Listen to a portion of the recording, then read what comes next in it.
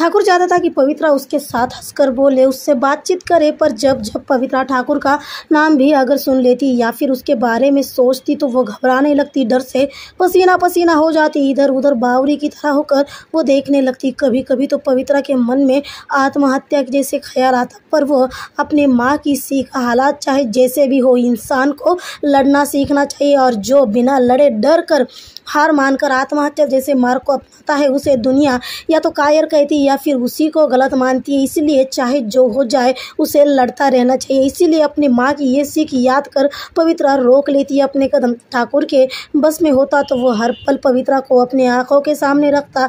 ऐसे हाल में ठाकुर था। शायद पवित्रा अब ठाकुर के लिए केवल ज़रूरत नहीं अपितु कभी भी खत्म न होने वाली चाहत बन गई थी। ठाकुर का ऐसा बर्ताव बयां कर रहा था कि पवित्रा के प्रति ठाकुर के मन में पागलपन समा गया है। तो इधर प्रेम भी पवित्रा को पसंद करने लगा था।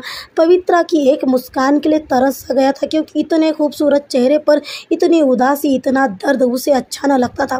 प्रेम का लक्ष्य ठाकुर के काले कारनामों को दुनिया के सामने लाना था। अपने इस लक्ष्य के साथ साथ प्रेम पवित्रा के जिंदगी को रोशन करने की कोशिश भी करने लगा था, और उसी दौरान यानी जिंदगी जीना भूली पवित्रा को जिंदगी की अहमियत बताते बताते प्रेम को पवित्रा से प्यार हो गया। प्रेम कोशिश करने लगा कि वह पवित्रा से बात कर सके, और इस इरादे से वो पवित्रा के साथ साथ मंदिर जाता है। मंदिर का काम करने वाली पवित्रा को काम में हाथ बटाता है। जब पवित्रा पूजा करती तब पवित्रा को पूजा की सामग्री लेने में मदद करता, और मदद करते करते पवित्रा से बात करता, ढेर सारी बातें करता। पर अफसोस पवित्रा ना तो प्रेम से बातें करती और ना ही उसके बातों पर कुछ रिएक्ट करती, ना प्रेम के किसी सवाल का जवाब देती और ना ही प्रेम की ओर कभी देखती। बस अपना अपना काम चुपचाप से कर निकल जाती थी। पर प्रेम भी था बड़ा अड़ियल, वो भी इतने जल्दी हार न मानने वाला था। वो अपनी कोशिश को बढ़ाने लगा, पर वो बेखबर था सच से जो मुंशी ने जाना था। हाँ, पवित्रा पर नज़र रखे मुंशी ठाकुर तक ये बात पहुंचाता है कि आया नया पुलिस अफसर हर रोज़ पवित्रा के आसपास मंडराता रहता है, और पवित्रा भी उसे कुछ नहीं कहती। जैसे ठाकुर ने जाना कि पवित्रा से कोई गैर बातचीत कर रहा है और उस पर पवित्रा चुप है। पता नहीं पर क्यों ठाकुर गुस्से में आग बबूला हो जाता है, और उसी पल मानो उसकी जहागीर पर प्रेम ने हाथ रखा हो। इस तरह का गुस्सा आकर ठाकुर अपने आदमियों को प्रेम को मारने हेतु भेज देता है। ओ माय गॉड, तो अब क्या होगा? क्या प्रेम ठाकुर के आदमियों से पीट जाएगा या फिर ठाकुर के आदमियों को पीट देगा? ये तो आप लोगों को अपकमिंग वीडियो में ही पता चलेगा। तब तक देखते रहिए।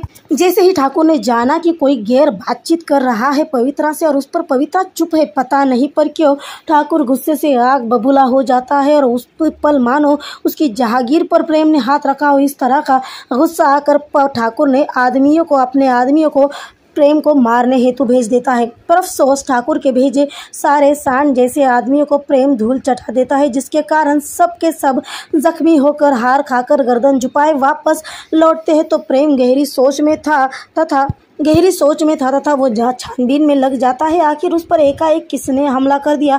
कौन है जो बिना किसी के कारण के प्रेम का दुश्मन बना बैठा है? क्योंकि गांव में तो वो नया था, ऊपर से अजनबी जो किसी को जानता नहीं था और ना ही कोई और उसे जानता था।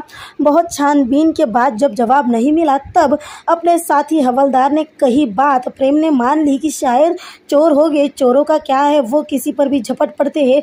यह बात प्रेम ने मान ली। प्रेम ने तो साथी हवलदार की बात मान ली, पर प्रेम की बात सुनने की सज़ा पवित्रा को मिलने वाली थी। जी हाँ, पवित्रा को प्रेम की बात सुनने की सज़ा मिलने वाली थी। सुबह का वक्त था। शायद पवित्रा हर रोज़ की तरह पानी भरने के इरादे से मंदिर के पास वाले नदी किनारे आई थी, तो प्रेम भी हर रोज़ की तरह वही दूर खड़ा होकर पवित्रा को निहार रहा था। पवित्रा को देख मुस्कुरा रहा था, और बस अपने काम से काम रखने वाली पवित्रा नदी से घड़ा भर अपने धीमे धीमे कदमों से घर की ओर निकली थी। पर प्रेम आज कुछ तय करके आया था। उसने सोच लिया था कि वो पवित्रा को अपने दिल की बात बताने, यानी यही कि वह पवित्रा से प्यार करता है, और अगर पवित्रा हाँ कहे तो वह पवित्रा को अपनी संगिनी बनाना चाहता है। यह तय किया प्रेम अपने कदम पवित्रा की ओर बढ़ा रहा था। वह पवित्रा के पास पहुंचने ही वाला था कि तभी धाड़ से पवित्रा के सामने ठाकुर की गाड़ी आकर रुक जाती है, जिसमें मुंशी बैठा था एक और प्रेम तो दूसरी ओर। पवित्रा और पवित्रा और बीच में थी ठाकुर की गाड़ी। हाँ, प्रेम थोड़ा दूर था, जिसके कारण ठाकुर के लोग पवित्रा के पास ऐसे अचानक आकर क्यों रुके हैं और उन्हें देख पवित्रा इतनी क्यों घबरा रही है, यह प्रेम समझ नहीं पा रहा था। इसीलिए प्रेम मुंशी से नज़र छिपाकर एक जगह छिप जाता है ताकि वो ठाकुर के लोग पवित्रा से क्या कह रहे हैं ये सुन सके, क्योंकि प्रेम को अब कहीं ना कहीं पवित्रा में हुए बदलाव में ठाकुर का हाथ है ऐसा शक होने लगा था। क्योंकि ठाकुर के आदमियों को देख जिस तरह से पवित्रा का बर्ताव कर रही थी अजीब था। उन लोगों की गाड़ी रुकते ही पवित्रा अचानक से इतनी डर गई कि कमर में लिया उसका पानी का घड़ा धार से जमीन पर गिर गया तो पवित्रा डर के मारे पसीने छूटने लगे। पवित्रा के डर से भरी आंखें नीचे झुक गई। धीमी शांत चल रही पवित्रा की सांसें गहरी होने लगी, मानो खुले आंखों से पवित्रा ने अपने सामने मौत देख ली हो। तो क्या प्रेम को सच्चाई का पता चल जाएगा या